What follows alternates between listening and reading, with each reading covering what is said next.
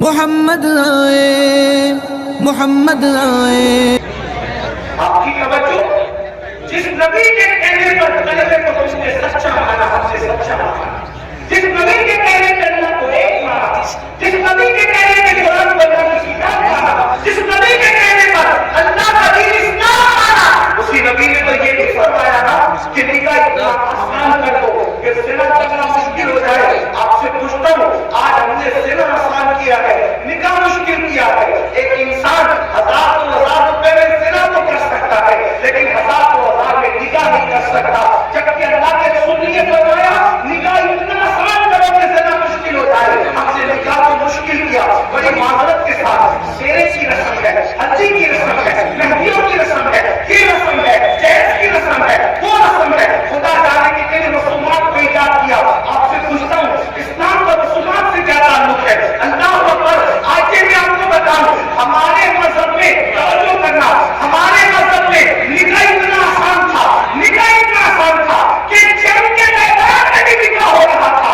حیرت کی بات یہ، جنگ کے میدان میں بھی نکاح ہو رہا تھا.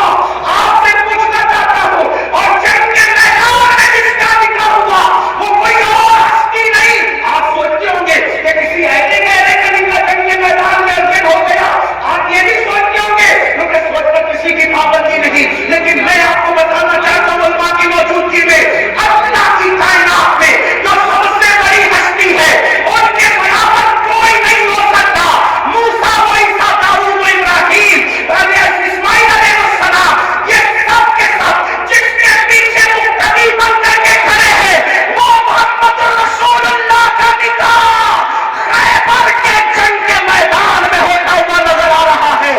آپ سے پوچھنا چاہتا ہوں، کیا حضرت صفیہ کے ساتھ میدان جنگ کے اندر رسول اللہ کا نکاح نہ ہوا؟ اور پھر اتنی سادگی سے ہوا کہ صحابہ میں اختلاف ہو گیا کہ حضور نے صفیہ سے نکاح کیا یا نہیں. علماء جانتے ہیں، میں کوئی نئی بات نہیں کر رہا، لیکن توجہ کرو.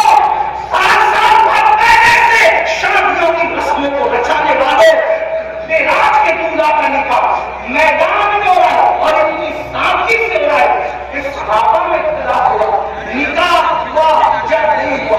تو صحابہ میں سے جب صحابہ نے کہا کیوں بحث کرتے ہو، انتظار کرو. اگر رسول اللہ نے حضرت صفیہ کو پردہ کرا دیا تو سمجھ لینا کہ نکاح ہو گیا، اور اگر پردہ نہیں کرایا سمجھنا کہ نکاح نہیں ہوا. آپ سے پوچھنا چاہتا ہوں، جب معراج کے دولہا کا نکاح اتنی سادگی سے ہوتا ہے تو تم کون اور تمہاری حیثیت کیا، ہم کون ہماری حیثیت کیا؟ لیکن ظلم کا گناہ ہو مسلمان کو نبی کی سنت کب یاد آتی ہے؟ کب یاد آتی ہے یہ سنت؟ مسلمان کو نبی کی سنت اسی وقت یاد آتی ہے جب اس کا اپنا فائدہ ہوتا ہے. مطلب وہ سنت کا نہیں، اپنے فائدے کا پابند ہے. ایک بات آپ کو بتاؤں، مسلمان کتنی سادگی سے کہتے ہیں مولانا جہیز دینا تو سنت ہے. رسول اللہ نے اپنی شہزادی کو جہیز دیا، تو جہیز دینا سنت، جب سنت ہے تو ہم نے کہا یہ بہت بڑے محققین اور علماء ہیں. میں ایک بات آپ سے کہتا ہوں، ہمت ہے کہ کہتا ہوں، اگر غلطی ہوگی تو اصلاح ہوگی، اور اگر یہ اصلاح کرتے گے ابھی کریں گے. اگر صحیح کہہ رہا ہوں اور غلط کہہ رہا ہوں تو اصلاح کرتے گے، صحیح کہہ رہا ہوں تو آپ کو ماننا چاہیے. رسول اللہ نے اپنی بیٹی کو جہیز نہیں دیا. جہیز دینا کوئی سنت نہیں. یہ ایک طالب علم کا قرآن اور حدیث کے طالب علم کا دعویٰ ہے. مناظرے موبائل سے اور اس کا شوق نہیں ہے، نہ میں مناظر ہوں نہ میں بحث والا ہوں، لیکن میں آپ کی عدالت میں ایک بات رکھ رہا ہوں. علماء کی توجہ آپ کی اسی بات توجہ سے سن لیں. جہیز دینا سنت نہیں ہے. جب دینا سنت نہیں تو لینا بھی سنت نہیں. پھر آپ کہیں گے کہ وہ مثنوی میں، پھر مفتی احمد یاد کا نعیمی نے، اور پھر فلاں بزرگوں نے جو جہیز کی فہرست بنائی اس کے بارے میں تو کیا ہے؟ میں کہتا ہوں فہرست صحیح ہے، فہرست سے مجھے کوئی اختلاف نہیں، لیکن تھوڑا سمجھ میں ہمارے فیل ہو رہا ہے.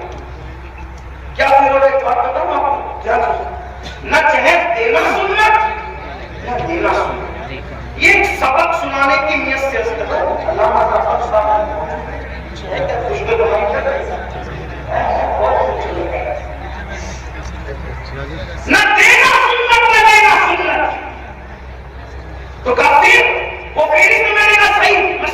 فہرست وہ بھی صحیح، مفتی احمد یار خانیگی نے بنائی وہ بھی صحیح، پھر میں نے کہا وہ بس سمجھ کا پھیر ہوا. اللہ کے رسول نے وہ جو جہیز دیا ہے، جہیز وہ سیدہ فاطمہ کو نہیں دیا بلکہ وہ اپنے بھائی علی مرتضیٰ کو. نمبر ایک، سیدہ کو نہیں دیا، بیٹی کو نہیں دیا، بھائی کو دیا. اگر آپ کے بھائی کے لیے لاکھوں خرچہ کرتے ہیں تو عبد القادر تمہارا تلوار چھوڑنے کے لیے تیار ہے. انہوں نے بیٹی کو نہیں دیا، اپنے بھائی کو دیا. دلال بھی نہیں کہہ رہا ہوں ورنہ کسی کو چور دروازہ گھسنے کا راستہ ملے گا. بھائی کو دیا. اب بھائی کو کیوں دیا؟ اس لیے کہ حضرت ابو طالب کثیر العیان تھے اور ان کی غربت کا احساس تھا رسول اللہ کو، تو فرمایا اپنے چچا عباس سے کہ تمہارے بھائی کثیر العیان ہے تو ان کے کچھ بچے ہم اپنے ذمے پہ لے لیتے ہیں اور ان کی پرورش ہم کرتے ہیں. تو حضرت جعفر کو حضرت عباس نے لے لیا اور علی مرتضیٰ کو بچپن سے رسول اللہ نے اپنی پرورش میں لے لیا. تو گھر میں رسول اللہ نے رکھا، بچپن سے نبی نے پالا، نبی نے پڑھا، نبی نے پڑھایا، نبی نے پرورش کی. اب بتاؤ جس کے گھر میں علی بنے ہیں تو علی مرتضیٰ کا خود کا گھر نہیں تھا، اب شادیوں کے علی نئے گھر میں جا رہے ہیں. تو جس نے پالا تھا، جس نے پوسا تھا، جس نے بڑا کیا تھا، جس نے تربیت کی تھی، اگر وہ فرض محال علی مرتضیٰ کا نکاح سیدہ فاطمہ کے ساتھ نہ بھی ہوتا اور علی کا نکاح کچھ لوگوں کے ساتھ ہوتا تو بھی علی مرتضیٰ کا گھر سجانے کی ذمہ داری تو اسی کی تھی نا جس نے بچپن سے پرورش کی تھی. جس نے بچپن سے پرورش کی تھی انہیں کی ذمہ داری تھی. تو لوگوں کو مبارکہ یہ ہو رہا ہے کہ جہیز بیٹی کو جہیز نہیں دیا، بھائی کے لیے. یہ کوئی بات میں نے کہی، دلیل کیا؟ اب دلیل سن لیں.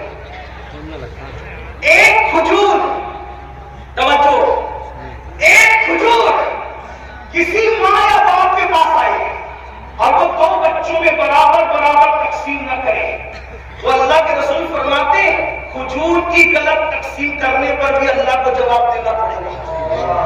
بچوں کے ساتھ برابری میں یہ حق ہے. اس کو ایک مرتبہ بوسا لیا تو دوسرے بچے کا حق ہے کہ اس کو ایک بار لے لے. جو مذہب بوسا لینے میں برابری دیتا ہو بچوں کے لیے، تو آپ سنیں، میرے نبی کی ایک بیٹی تو نہ تھی. ہمارے عقیدے میں اہل سنت کے عقیدے میں نبی کی کتنی شہزادیاں ہیں؟ 4. کتنی ہیں؟ 4. تو مل کے بولے کتنی ہیں؟ 4. 4 مانو، کیونکہ دوسرے ہیں جن کو 4 ہضم نہیں ہوتی. کچھ ایسے ہیں جن کو 4 سے ہی نفرت ہے. نہ 4 خلفاء مانتے ہیں، نہ 4 شہزادیاں مانتے ہیں. انہیں تکلیف ہے. اب وہ پورا زور لگا رہے ایک ہے. ہم نے کہا 4 ہے ہمارے پاس قرآن سے دلیل. ہمارے پاس دلیل کہاں سے؟ علماء موجود ہے. یہ ابن کثیر نے کہا، یہ اس نے کہا، اس نے کہا، میں نے کہا. جب قرآن کہہ دے تو پھر کوئی کثیر نہیں، کوئی کامل نہیں، کچھ نہیں. جس کی بات قرآن سے ٹکرائے گی اگرچہ ہمارا سب سے بڑا امام کہہ رہا ہے پھر بھی ہم اس کی بات نہیں مانیں گے. قرآن صاحب قرآن ہمارے پہلے ہوتا ہے. صحیح بات ہے، یہی تو ہے. ہمارے امام نے جب اعلان کیا کہ میرا کوئی قول حدیث صحیح سے ٹکرا جائے اسے چھوڑ دیا جائے، یہی ہے ہمارا اصول. اب قرآن کیا کہتا ہے؟ یا ایھا النبی، توجہ قرآن کہہ رہا ہے. جو نبی کی 4 بیٹیاں نہیں مانتے نا ان کی طرف توجہ دلانا چاہتا ہوں. یا ایھا النبی، اے نبی، قل لازواجک وبناتک ونساء المؤمنین، اے محبوب آپ فرما دے، اے نبی آپ کہتے کس سے؟ لازواجک، اپنی بیویوں سے، وبناتک، اپنی بیٹیوں سے. چھوٹا سا بھی عربی کا طالب علم ہو تو وہ جانتا ہے عربی زبان کی بلاغت اور وسعت یہ ہے کہ عربی کے واحد جمع نہیں ہے صرف، بلکہ واحد ہے، تثنیہ ہے، پھر جمع قلت ہے، جمع کثرت ہے. صحیح. اب قرآن یہ بتا رہا ہے اگر ایک بیٹی ہوتی تو قرآن کیا کہتا؟ کل ازواجک و بنتک. لیکن قرآن بنتک نہیں کہہ رہا ہے، کیا کہہ رہا ہے؟ بناتک. واحد بھی نہیں ہے، تثنیہ بھی نہیں ہے، بلکہ جمع ہے. اب اگر اس کو جمع قلت بھی دین ماننا پڑے گا. آپ کم سے کم تو آپ کو دین ماننا پڑے گا. دین سے کم پر تمہاری جان نہیں چھوٹ سکتی. اس سے پتہ چلا جب قرآن نے کہہ دیا وَبَنَاتِكَ آپ اپنی بیٹیوں کو حکم دے تو ماننا پڑے گا نبی کی ایک نہیں تھی بلکہ نبی کی 3 سے زائد بیٹی. اب جب ایمان ہے اس میں کوئی تفصیل بات نہیں کرتا اور وہ جانتے ہیں آپ کو مزید کو سمجھا دیں گے. تو جب نبی کی 4 بیٹیاں ہیں اور آپ کہتے ہیں سیدہ فاطمہ کو جہیز دیا, کس کو جہیز دیا؟ تو آپ کو یہ بھی ماننا پڑے گا سیدہ زینب بنت محمد کو بھی جہیز دیا. آپ کو یہ بھی ماننا پڑے گا سیدہ رقیہ بنت محمد کو بھی جہیز دیا. آپ کو یہ بھی ماننا پڑے گا سیدہ ام کلثوم بنت محمد کو بھی جہیز دیا. تو اب اگر آپ سیدہ فاطمہ کا جہیز ثابت کرتے ہو تو آپ کی یہ ذمہ داری ہے کہ حضرت زینب, حضرت رقیہ, ام کلثوم کا بھی جہیز آپ ثابت کر کے بتائیں کہ حضور نے کیسے جہیز. اور ایک بات یاد رکھنا, جب ان کو نہیں دیا تو پھر نبی کے انصاف سے یہ وعید ہے کہ جو نبی بوسہ لینے میں برابری کی بات کرے, جو نبی کھجور کی تقسیم میں برابری کی بات کرے, یہ کیسے ہو گیا کہ ایک بیٹی کو جہیز دیا اور 3 بیٹیوں کو جہیز سے محروم رکھا. معاذ اللہ ثم معاذ اللہ. اب اس سے بڑھ کر ایک دلیل یہ تو تم اور میں ہے جو سنتوں کو معاذ اللہ عمل نہیں کرتے, سنتوں پر توجہ نہیں کرتے. لیکن آپ سے پوچھنا چاہتا ہوں, چلے جس علی کو جہیز ملا تھا ان کو تو پتا ہے نا کہ رسول اللہ نے بیٹی کو جہیز دیا, تو پھر علی کے مرتضیٰ نے بھی اپنی بیٹیوں کا نکاح کیا. حضرت علی کے مرتضیٰ کی بھی بیٹی ہے, حضرت زینب بنت علی, حضرت رقیہ بنت علی, حضرت ام کلثوم بنت علی. مولا علی کی ایک بیٹی نہیں ہے, مولا کائنات کی وہ کم سے کم 7 اور 9 بیٹیاں بتائی جاتی ہے. تو جس علی نے نکاح کے بعد تو اپنے سسر سے جہیز لیا اپنی بیوی کی شکل میں, اپنی بیوی کے جہیز کی شکل میں, تو آپ سے پوچھتا ہوں اس علی کے مرتضیٰ نے جب جہیز لیا تو اپنی کس بیٹی کی شادی میں انہوں نے جہیز لیا, یہ بھی آپ کو ثابت کرنا پڑے گا. اور دوسری بات, وہ صدیق اکبر افضل البشر بعد الانبیاء کی تحقیق ابو بکر صدیق, وہ عبداللہ ابن عمر جو مسکرانے کی بھی سنت تک نہیں کرتے تھے. ایک مرتبہ مسکرانے ایک صحابی, کسی نے پوچھا کیوں ہنس رہے ہو؟ کہا مجھے بھی نہیں پتا کیوں ہنس رہا ہوں, یہاں کھڑے رہ کر میرے یاد نے مسکرایا ہے بس میں بھی مسکرا رہا ہوں. حضرت عبداللہ ابن عمر اپنی امامے کے شملے کو درخت سے اچھالے, کسی نے کہا یہ کیا بچپنے کی حرکت ہے؟ تو فرمایا بچپنے کی حرکت لوگوں کو لگا کرے, دراصل ایک سفر میں نبی کے ساتھ تھا, نبی کا شملہ درخت سے الجھ گیا, میرا نہیں الجھتا, اس لیے اٹھا کر کے اس سنت پر عمل کر رہا ہوں. آپ سے پوچھنا چاہتا ہوں جو مسکرانے کی سنت نہ چھوڑے, جو ہڈی چوسنے کی سنت نہ چھوڑے, جو اللہ اکبر, جو درخت سے شملہ اٹھانے کی سنت نہ چھوڑے, ارے وہ سب تو اپنی جگہ رسول اللہ نے جو کام کلی کیے بغیر کیا وہ بھی کلی کیے بغیر کرتے وہ کام سنت پر عمل کرتے نظر آ رہے ہیں. آپ سے پوچھنا چاہتا ہوں وہ اتنے سنتوں کے پابند تھے, انہوں نے تو یہ بات کہی ہوتی کیا سارے 1400 سال کے بعد ہندوستان میں یوپی والوں کو یہ سنت سمجھ کے آئی, بہار والوں کو یہ سنت سمجھ کے آئی, بنگال والوں کو یہ سنت سمجھ کے آئی؟ ابو بکر صدیق سیدہ فاطمہ کی نکاح رخصتی کے کشمکش گواہ ہے. اگر انہوں نے جہیز دیتے ہوئے رسول اللہ کو دیتا دیکھا ہوتا تو صدیق اکبر بھی تو اپنی بیٹی کو جہیز دیتے. صدیق اکبر نے جہیز نہیں دیا, فاروق اعظم نے جہیز نہیں دیا, عثمان غنی جیسے غنی اور مالدار نے جہیز نہیں دیا. آپ کہتے ہیں جہیز دینا سنت ہے, یہ ذمہ داری تو میرے ان محقق بھائیوں کے ساتھ ہے جو ہم پر مسلط کر رہے